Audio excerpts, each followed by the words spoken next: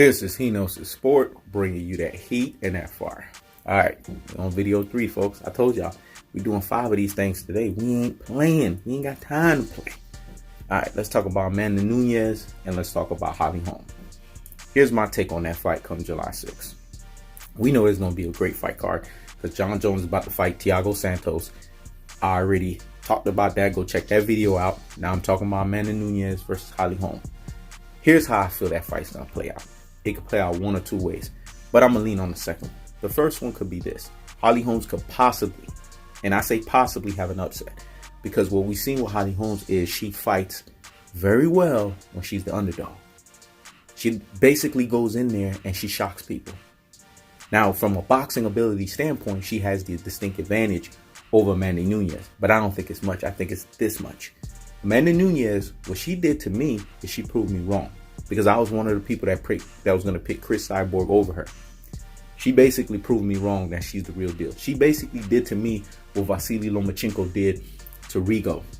Because I was one of the people that was thinking Rigo was going to win that fight, even though he was undersized. And just like Vasily Lomachenko made a believer out of me, Amanda Nunes made a believer out of me. You got to look at the people that's on her resume. She got Ronda Rousey on her resume. She got Miesha Tate on her resume. She got Cris Cyborg on her freaking resume, man. Now, mind you, she had a hard fight against Valentina Shevchenko. I don't know if that's how you say her name. Anyways, whatever. Y'all can correct me. But you got to understand, no two fighters are alike. And this is why I think Holly Hollm may possibly have an upset because Holly Hollm brought up a good point. She turned around and said, look, she was dominant against Cyborg, but she had an issue against Valentina. But I fought better against Valentina, and I lost in a hard, arduous fight against Cyborg. So she brought up some great points, and then she said, just like, you know what I'm saying, I'm not Cyborg and I'm not Valentina, I'm Holly Hollm, and no fighters are alike. I agree with that because I've always told people, no two fighters are alike in both personality and mindset. We know Holly Hollm is the better boxer. We know she's savvy. We know she's a veteran. We know that Holly Hollm is coming to bring it. Plus, she trains under the same trainer as John Jones. So she's legit. But here's the problem with Holly Hollm. She has no fucking ground game.